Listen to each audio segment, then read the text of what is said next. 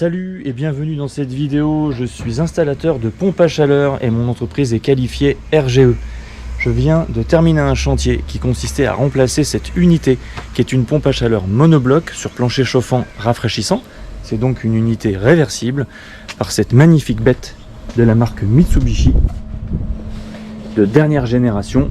La particularité étant que nous avons remplacé une machine monobloc par une machine split.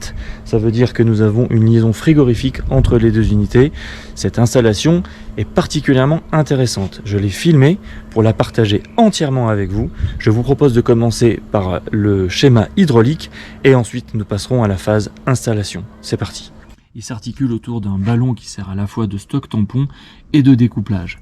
Au primaire, on va brancher notre pompe à chaleur et au secondaire, on va avoir les émetteurs avec nos boucles de plancher chauffant rafraîchissant. Ceci est une vanne d'équilibrage qui permet à la fois de lire le débit et de l'ajuster si nécessaire. On va retrouver la même chose au secondaire. On va retrouver un pot à bout et un filtre à tamis pour protéger la pompe à chaleur sur le retour afin de filtrer tous les débris que l'on peut avoir dans le réseau de chauffage. On a un vase d'expansion pour compenser la dilatation de l'eau due à la température, un capteur de pression, une soupape de sécurité taille à 3 barres, un disconnecteur qui permet de remplir le circuit tout en évitant que l'eau de chauffage reparte vers le réseau d'eau potable, un purgeur d'air, une purge en partie basse pour évacuer les éventuels boues qui peuvent s'accumuler dans le bas du ballon. Ici, on a deux vannes de service. Elles permettent par exemple de réaliser un rinçage. On peut injecter de l'eau claire ici, rincer le circuit boucle par boucle et récupérer l'eau sale ici. Ça, c'est notre circulateur secondaire. J'y ajoute deux vannes pour la lecture des pressions en amont et en aval. La différence de ces deux pressions nous donne la hauteur manométrique totale que nous verrons plus tard comment utiliser. Ça, c'est une soupape de pression différentielle. Elle permet de garder un écoulement libre de l'eau, même quand les vannes de voie se ferment, qu'elles soient motorisées ou manuelles.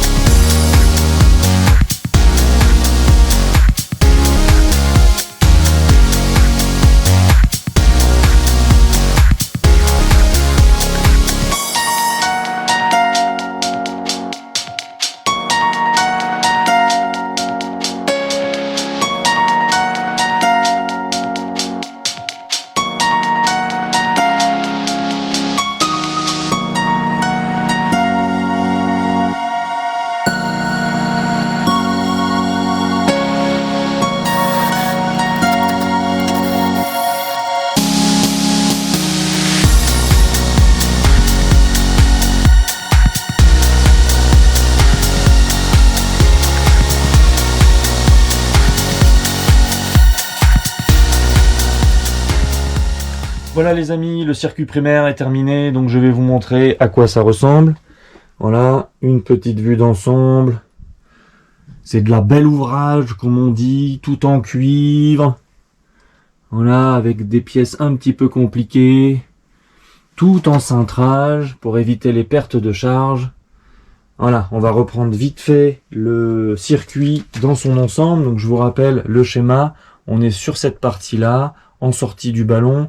Donc on va sortir en partie haute parce qu'on a une stratification avec l'eau chaude qui se retrouve en partie haute et l'eau froide qui se retrouve en partie basse. On a donc le départ ici et le retour ici.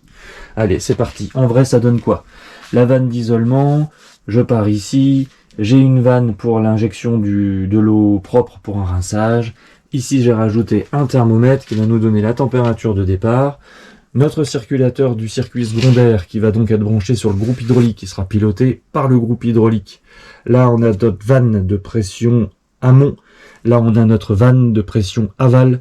On va donc lire la hauteur manométrique totale en faisant la différence sur ce capteur de pression. On sort d'ici, ça c'est l'entrée de notre soupape de pression différentielle qui va donc permettre une circulation de l'eau, même si tout ce qui va se situer après ce tube est fermé, c'est-à-dire nos départs de plancher chauffant. Ici, je rentre dans le départ qui était installé d'origine, j'ai coupé les tubes ici et je me suis connecté là. Ici, j'ai récupéré ce tube que j'ai brasé ici et j'ai enchaîné avec le circuit donc de la nouvelle pompe à chaleur. Ça, c'est le thermomètre qui va permettre de mesurer la température de retour. Donc cette température moins cette température, ça va nous donner le delta T. Donc sur une pompe à chaleur, on va chercher une cible entre 5 et 7 degrés idéalement, 10 maximum. On voit bien que je me suis un petit peu, comment on dit, embêté pour faire des coudes les plus doux possibles. Voilà, j'arrive ici, ça c'est le retour de ma soupape de pression différentielle. Là, je rentre dans la vanne d'équilibrage. Donc la vanne d'équilibrage, elle a un sens, elle a une flèche là sur le côté. L'eau doit donc circuler dans ce sens-là. Ici, on va lire le débit en litres minutes quand on va tirer sur cette petite chevillette. Et ça, c'est la vis de réglage pour ajuster donc le débit du circuit secondaire qui doit être toujours inférieur au débit du circuit primaire d'environ 10%. Quand le trait ici est dans le sens du tube, ça veut dire que l'eau s'écoule librement. Et quand on commence à la tourner et que le trait se retrouve un peu de travers, ça veut dire qu'on commence à freiner l'eau et que donc on va limiter le débit. On continue, on va arriver dans cette vanne qui permet de récupérer l'eau sale lors du rinçage et on retourne dans le ballon en partie basse. Voilà. Ça, c'était la partie secondaire. Maintenant, on va installer le groupe hydraulique et on va s'occuper de la partie primaire ainsi que de la liaison frigorifique qui va aller jusqu'au groupe extérieur. Allez, c'est parti.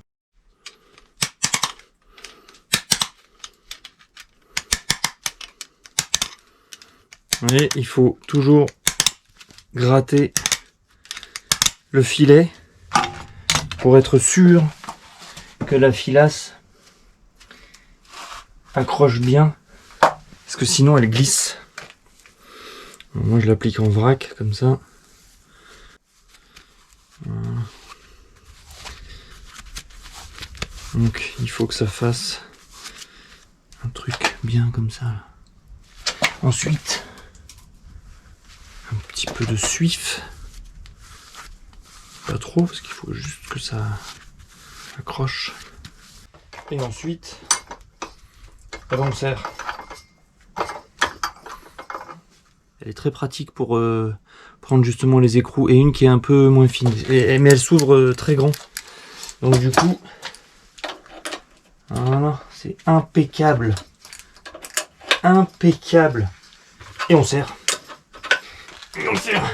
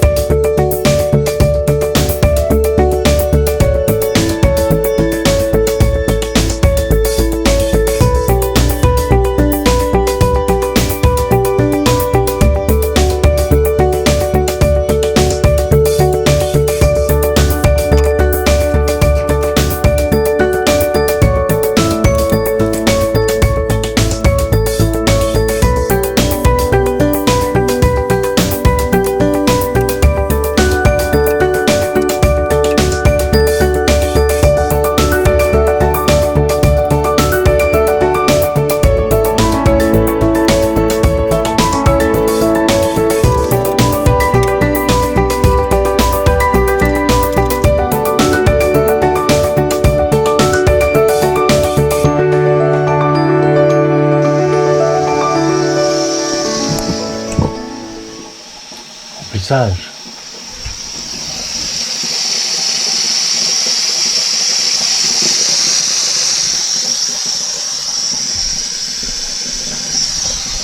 L'installation se remplit tranquillement. Donc j'ai d'abord rempli le circuit primaire, vérifier qu'il n'y avait pas de fuite. Ensuite j'ouvre sur le ballon.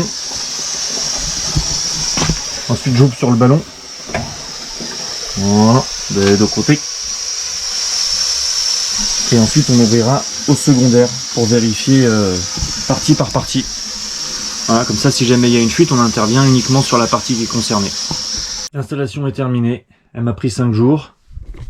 Je vous propose une petite présentation des parties qu'on n'a pas encore vues, notamment le primaire, donc une vanne d'isolement sur le départ, un thermomètre pour lire la température, une vanne d'équilibrage pour lire et pour ajuster le débit.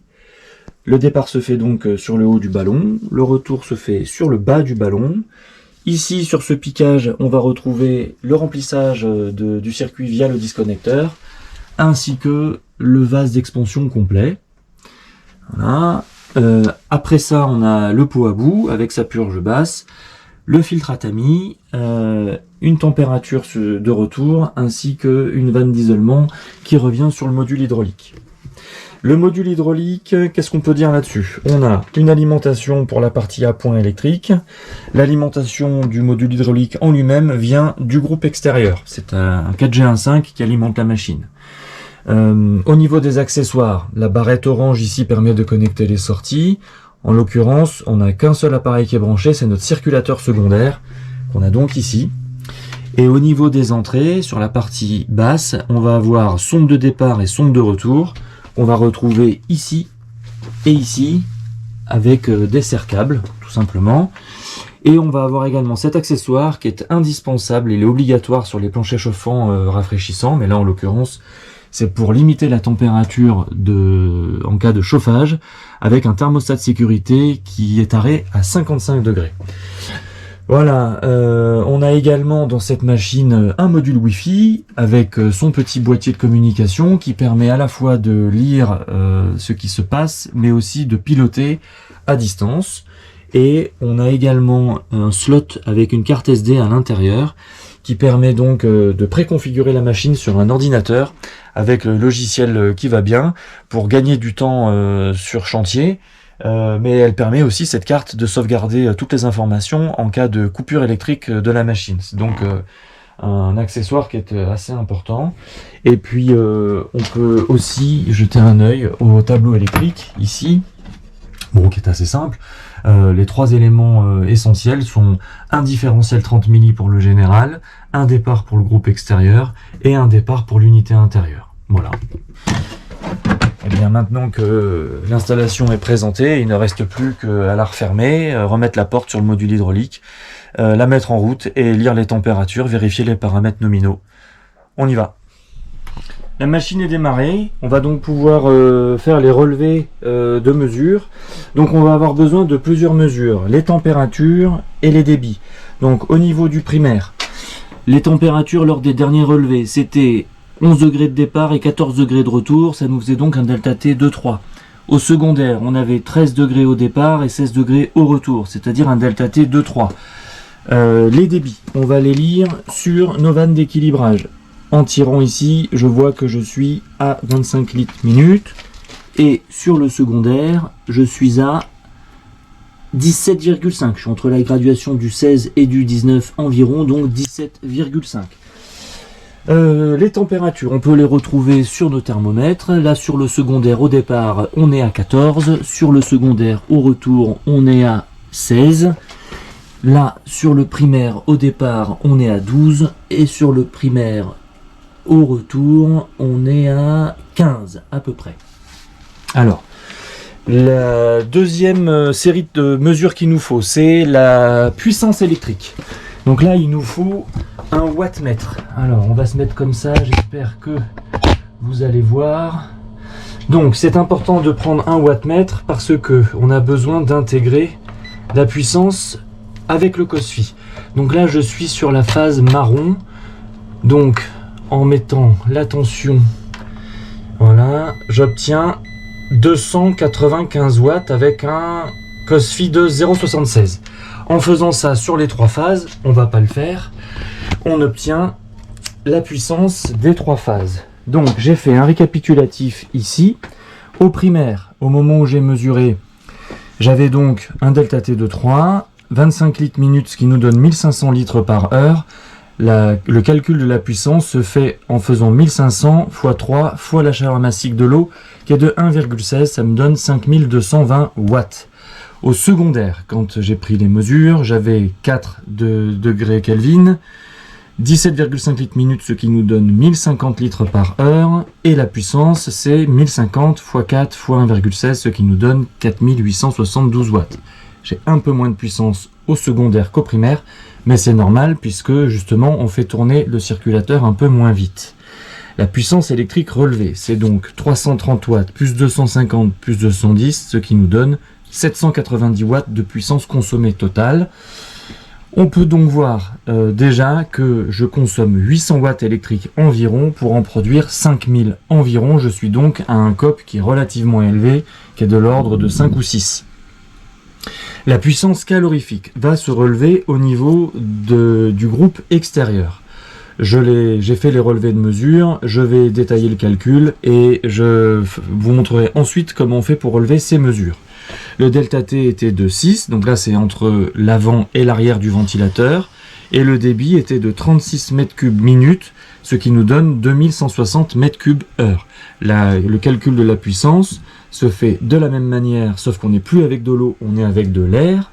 Donc la chaleur massique est de 0,34, 2160 x 0,34 x 6 nous donne 4406 watts. On va faire un dernier rapprochement qui est la puissance évacuée par le groupe extérieur, en l'occurrence 4406 watts, que j'ai reporté ici, plus la puissance électrique consommée qui est ici.